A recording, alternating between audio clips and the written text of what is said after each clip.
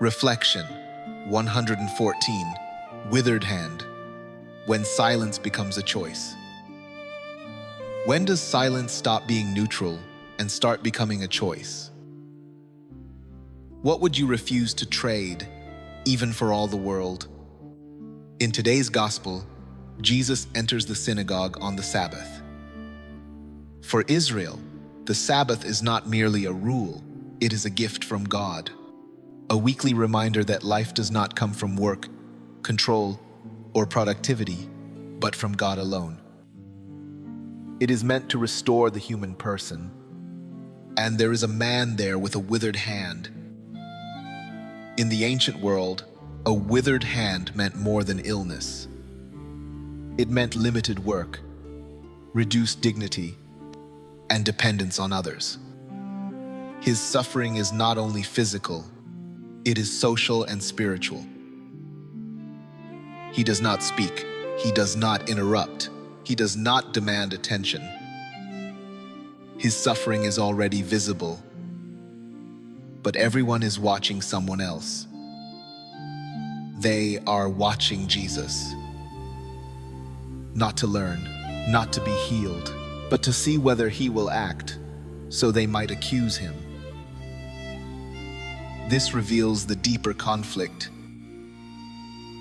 Some have reduced God's law to boundary keeping, forgetting that the law was given to protect life, not suppress it. Jesus calls the man forward, not quietly, not privately, but in front of everyone.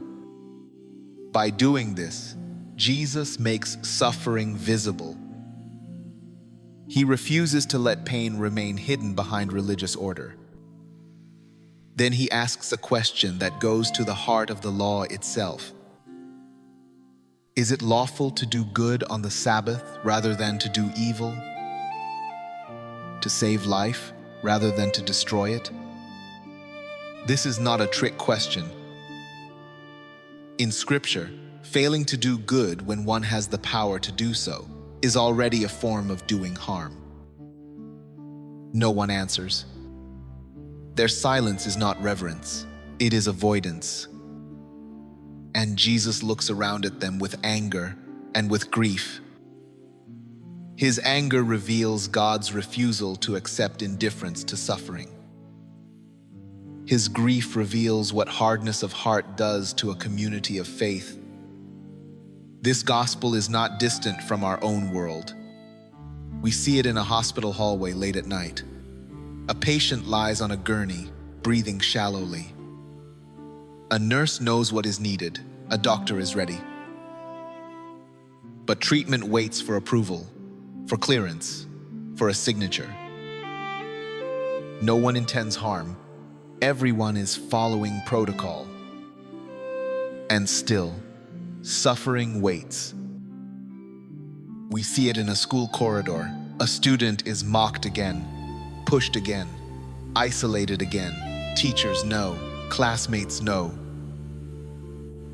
But intervention is postponed until there is enough evidence, the right report, the proper process. The child learns to endure quietly, while adults remain careful. We see it on a sidewalk, at an accident, during an argument that turns cruel. Phones rise into the air. Screens glow. People record. They watch closely, but few step forward. Few speak. Few ask if someone is okay. Nothing illegal happens. Nothing overtly violent is done by the watchers, but silence fills the space where mercy should be. Then Jesus turns back to the wounded man. Stretch out your hand. Jesus does not heal apart from the man. He invites participation. Even what feels weak and incomplete is enough when offered in trust. And the hand is restored. In this moment, Jesus reveals himself as Lord of the Sabbath, because only God has the authority to place life above all law. But the healing does not soften everyone. Some leave not rejoicing, but calculating. They begin to plan how to silence the one who chose mercy. This shows us something sobering. When religion becomes a tool for control, mercy will always feel dangerous. The danger is not breaking a rule. The danger is allowing a human life to wither in front of us while we say nothing. Sometimes we stay silent, not because we do not care, but because we are afraid. Afraid of saying the wrong thing, afraid of consequences we cannot control, afraid of being misunderstood, judged, or drawn into pain we do not know how to carry. This fear does not make us evil, but it does leave us standing in the same quiet place as the watchers in the synagogue. My friend, this gospel is not only about the Sabbath.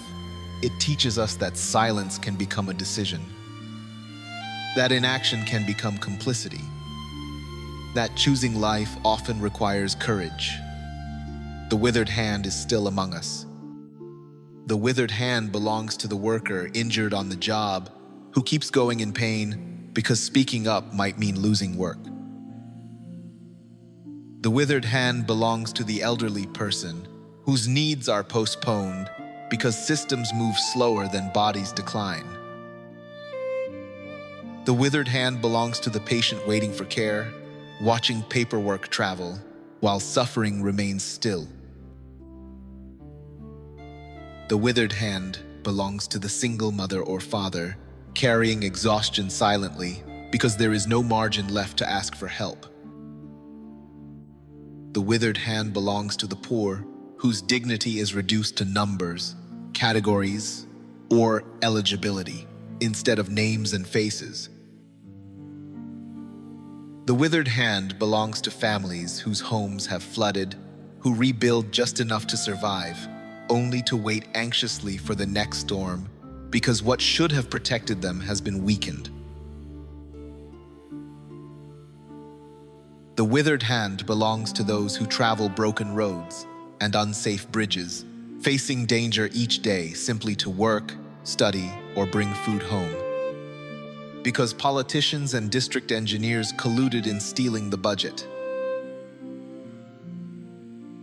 The withered hand belongs to those who are targeted, surrounded like sheep among wolves, singled out not for what they have done, but for who they are. The withered hand belongs to those who suffer because of another's motives, someone's ambition or greed, paying the price for decisions they did not make, and harms they never deserved.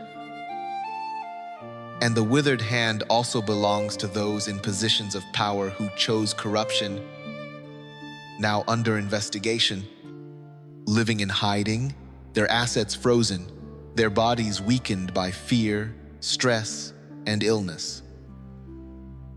Some suffer real sickness, some shield themselves behind it.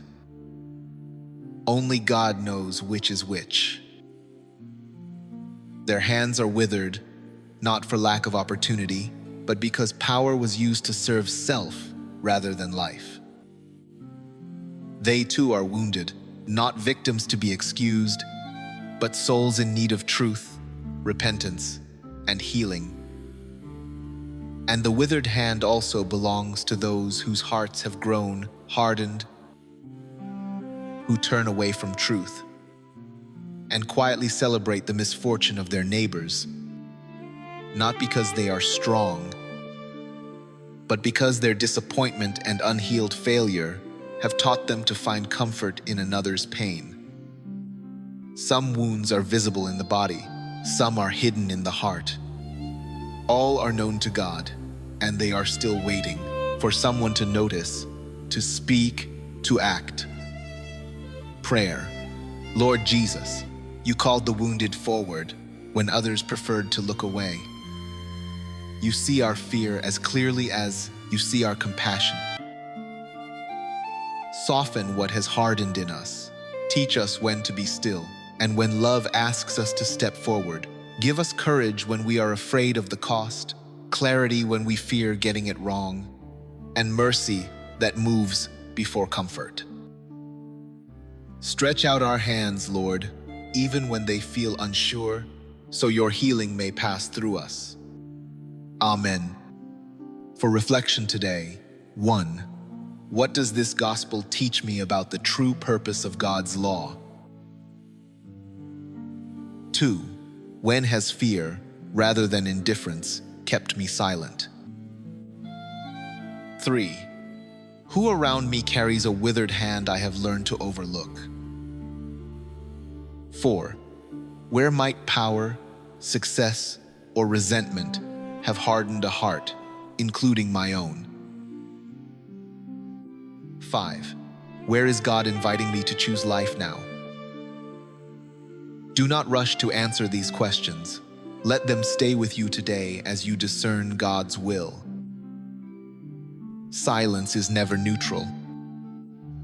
Following Christ means choosing life when it would be easier to look away. Following Christ begins when we stop watching and start stretching out our hand.